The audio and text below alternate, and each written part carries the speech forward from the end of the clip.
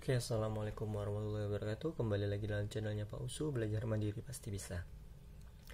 Nah, kali ini kita akan belajar tentang hubungan titik fokus, jarak benda, dan jarak bayangan. Ini kaitannya adalah tentang pembentukan bayangan pada cermin, pada pencermin. Nah, titik fokus itu biasanya dilambangkan dengan F. Sepertinya F ya. Kemudian jarak benda itu biasanya jarak ini bilang S karena dia benda, kita kasih aja S0, dan jarak bayangan itu S1. Ya, kita akan apa hubungannya jarak benda, titik jarak bayangan, dan titik fokus.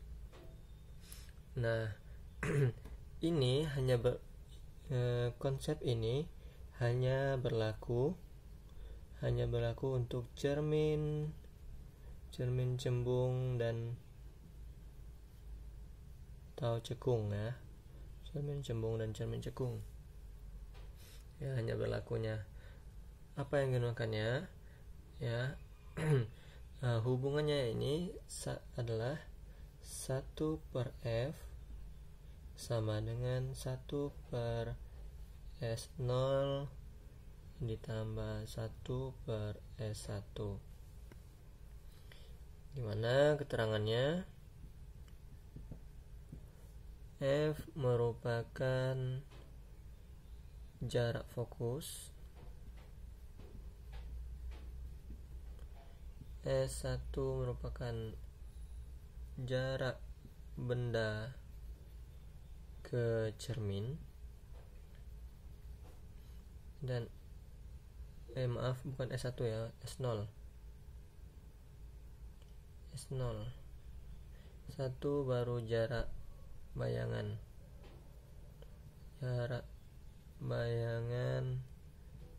ke cermin. Nah, itu ya. Ini adalah rumus yang bisa kita gunakan nantinya untuk menentukan di antara ketiganya. Oke, bagaimana contoh soalnya? Marilah kita perhatikan baik-baik dan saksama. Tapi sebelum itu,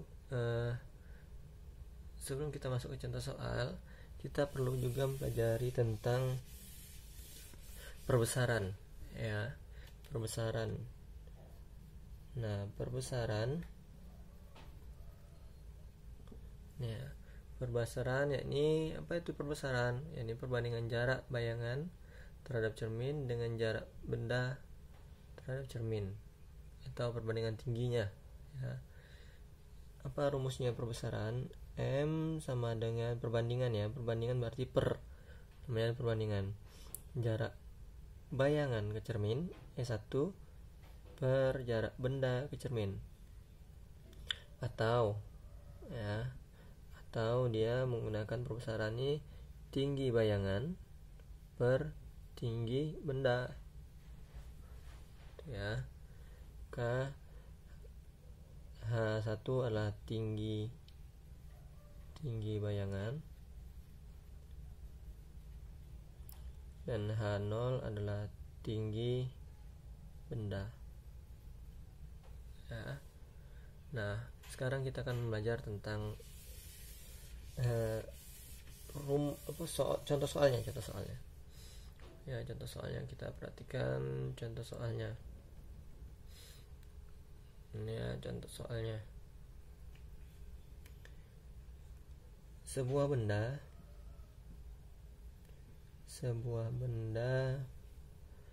tingginya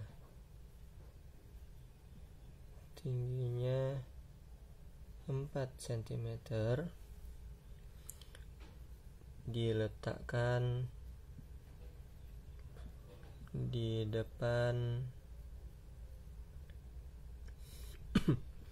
cermin cekung ya, yang mempunyai jarak fokus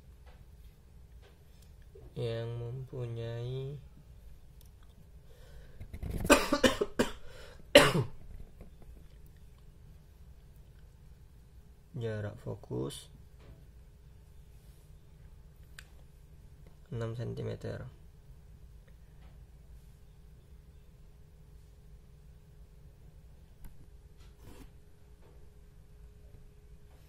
Nah, jika jarak benda ke cermin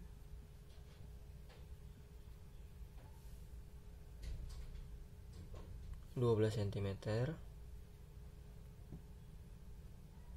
hitunglah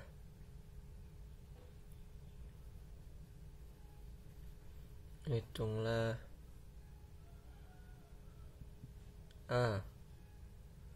jarak bayangan,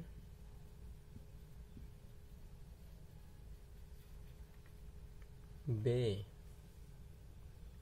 perbesaran bayangan,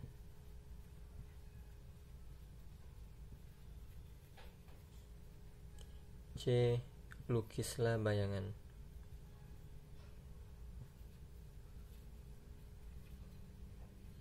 Nah, itu ya. Nah, dari soal apa yang bisa kita ketahui? Apa yang diketahui dari soal?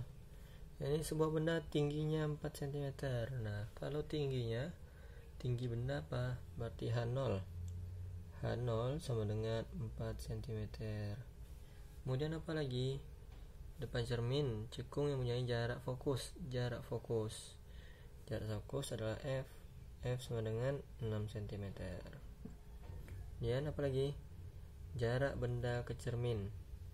Apa itu jarak benda ke cermin? S0 ya, S0 nya sama dengan 12 cm. Yang ditanya adalah ini ya. Sekarang kita jawab yang dari atas saja. Nih, A dulu ya. Nih, kita ngemat tempat jarak bayangan. Maka kita kalau jarak bayangan itu apa? Berarti S1. Maka kita menggunakan konsep seper F sama dengan seper S0 ditambah seper S1. Apakah F-nya sudah ada? Sudah ada. S0-nya juga sudah ada, tinggal nyari S1 ya. Maka seper F-nya langsung kita ganti ya. F-nya langsung kita ganti. Berapa F-nya? F-nya 6 cm seper S0. S0-nya berapa? 12.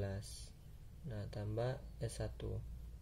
Nah, ini terjadi hukum pindah ruas ya. Yang ini pindah ruas ke sana dan yang ini pindah ruas ke sini. Maka yang ini positif akan menjadi negatif, atau kita boleh balik saja karena ini terlalu ribet ya. Kalian mungkin bingung, maka yang kita pindahkan cukup yang ini saja, kita pindahkan ke sana ya kan, kita pindahkan ke sana ya. Oke, maka itu akan jadinya seperti ini ya. Maka ini positif, kita keluarin aja seper S1 sama dengan seper 6. Ini positif jadi negatif ya, dikurang seper 12 seperti ini ya. Nah, kalau sudah seperti ini tinggal kita samakan penyebutnya. 6 dengan 12 kita cari KPK nya berapa? Yakni adalah 12. Maka seper S sama dengan seper 12, maaf bukan 12 ya, kita yang per 12 dikurang per 12 dibagi 6, 2 kali 1 2, 12 dibagi 12 1 kali 1 1. Maka 2 kurang 1 tinggal seper S1, ini S1 sama dengan sisanya seper 12. Nah, karena ini kali silang, S1 kali 1 1 kali 12, maka hasilnya S1 sama dengan 12 cm. Nah, itu untuk jawaban yang A. Sekarang bagaimana jawaban yang B?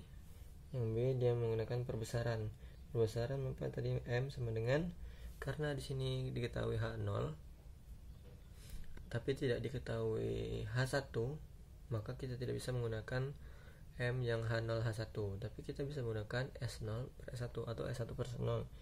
Ini S1 per S0 ya. Jadi berapa S1 nya? S1 nya adalah 12, S0 nya adalah 12 juga, maka perbesarannya adalah 1 kali. Tuh, ya, perbesarannya 1 kali.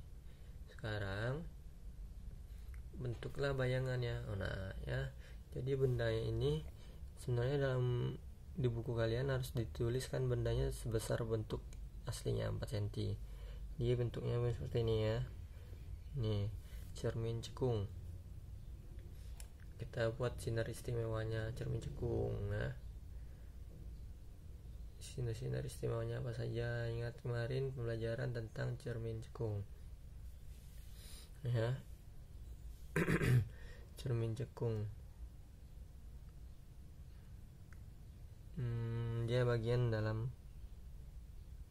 bola ya. Ya. Misalnya di sini aja. Ya. Ini adalah cermin cekung. Di sini ada titik F. Nah, lihat jarak bendanya ada 12 cm. Kita ukur jarak benda cermin. Ya. Jarak benda ke cerminnya. Di sini dari sini. Di sini 6 cm ya, seharusnya 6 cm, dari sini 12. Karena di sini 6 dengan 12, maka di sini ya tepat di titik pusat kelengkungan. Nah, di sini harus tingginya 4 cm. Nah, ini harus bendanya 4 cm ya. Nah, bagaimana pembentukannya? Pertama, sinar datang sejajar sumbu utama. Seperti ini. Dia akan dipantulkan melalui titik fokus. Ya. Kemudian yang kedua, sinar pantul ya. Sinar datang melalui titik fokus akan dipantulkan sejajar sumbu utama. Ini seharusnya seperti ini nih. Nah, nih.